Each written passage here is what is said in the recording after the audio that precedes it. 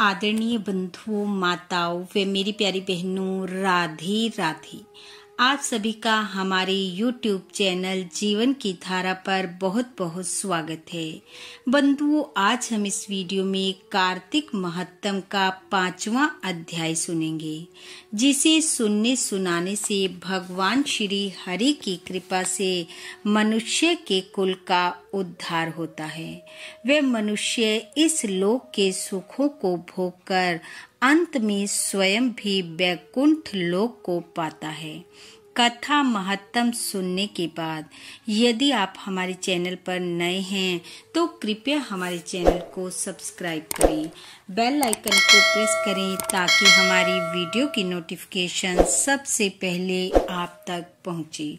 Video को share व like भी जरूर करें। कार्तिक मास के स्नान की विधि और नियम। राजा पृथु ने कहा, हे मुने, आपने कार्तिक और माघ के स्नान का महान फल बतलाया।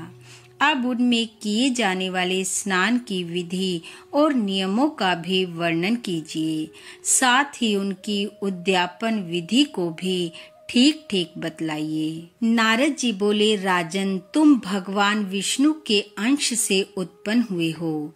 तुम्हारे लिए कोई बात अज्ञात नहीं है, तथापि तुम पूछते हो, इसलिए मैं कार्तिक के परम उत्तम महत्तम का वर्णन करता हूँ। सुनो।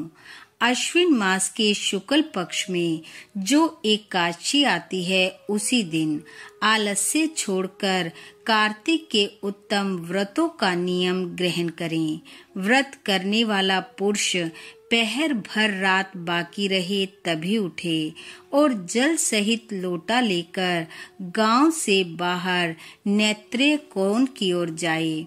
दिन और संध्या के समय उत्तर दिशा की ओर मुंह करके तथा रात हो तो दक्षिण की ओर मुंह करके मल मूत्र का त्याग करे। हे राजन, शौच कर्म से हीन पुरुष की समस्त क्रियाएं निष्फल होती हैं। जो अपने मुंह को अच्छी तरह साफ नहीं रखता, उसके उच्चारण किए हुए मंत्र फलदायक नहीं होते। इसलिए प्रयत्न पूर्वक दांत और जीभ की शुद्धि करनी चाहिए। ग्रस्त पुरुष किसी दूध वाले वृक्ष की 12 अंगुल की लकड़ी लेकर दातुन करे, किंतु यदि घर में पिता की श्राद्ध तिथि या व्रत हो तो दातुन न करे। दातुन करने के पहले वनस्पति देवता से इस प्रकार प्रार्थना करे, हे वनस्पति, आप मुझे आयु, बल, यश, तेज, संतति, पशु, धन, ब्रह्म ज्ञान और स्मरण शक्ति प्रदान करें। इस मंत्र का उच्चारण करके दातुन से दांत साफ करना चाहिए। प्रतिपदा, अमावस्या, नवमी, षष्ठी, रविवार तथा चंद्रमा और सूर्य ग्रहण के दिन दातुन नहीं करना चाहिए। व्रत और श्राद्ध के दिन भी लकड़ी की दातुन करना मना है। उन दिनों जल के बाहर कुल्ला करके मुख शुद्ध करने का विधान है। कांटेदार वृक्ष, कपास, पलाश, बरगद और दुर्गंध युक्त वृक्षों की लकड़ी को दातुन के काम में नहीं लेना चाहिए। फिर स्नान करने के पश्चात भक्ति परायण एवं प्रसन्न चित्त होकर चंदन, फूल और तांबुल आदि पूजा की सामग्री ले भगवान विष्णु अथवा शिव के मंदिर में जाए। वहां भगवान को पृथक पृथक पाद्य, अर्घ आदि उपचार अर्पण करके स्तुति करे तथा पुनः नमस्कार करके गीत आदि मांगलिक उत्सव का प्रबंध करे। ताल, वेणु और मृदंग आदि बाजों के साथ भगवान के सामने नृत्य और गान करने वाले लोगों का भी तांबुल आदि के द्वारा सत्कार करे।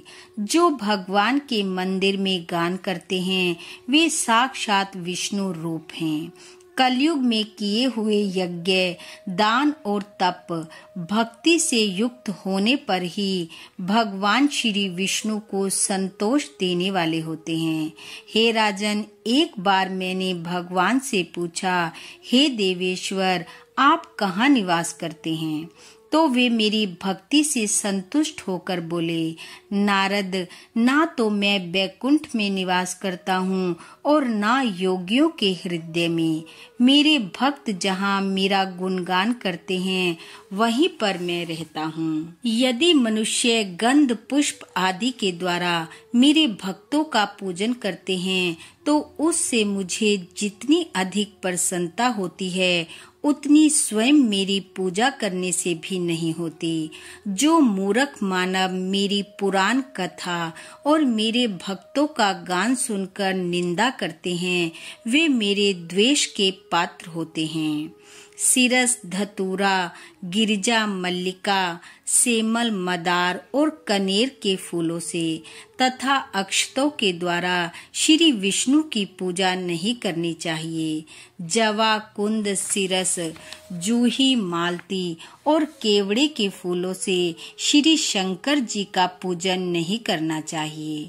लक्ष्मी प्राप्ति की इच्छा रखने वाला पुरुष तुलसी दल से गणेश का, दुर्वा दल से दुर्गा का तथा अगस्त के फूलों से सूर्य देव का पूजन न करे।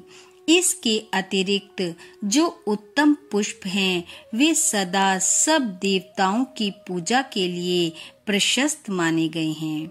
इस प्रकार पूजा विधि पूर्ण करके देव भगवान से क्षमा प्रार्थना करे और कहे, हे देवेश्वर, हे देव, मेरे द्वारा किए गए आपके पूजन में जो मंत्र विधि तथा भक्ति की न्यूनता हुई हो वह सब आपकी कृपा से पूर्ण हो जाए।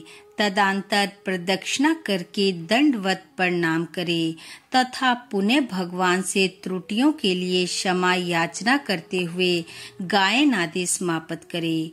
जो इस कार्तिक की रात्रि में भगवान विष्णु अथवा शिव की भली भांति पूजा करते हैं वे मनुष्य पापहीन हो अपने पूर्वजों के साथ श्री विष्णु के धाम में जाते हैं।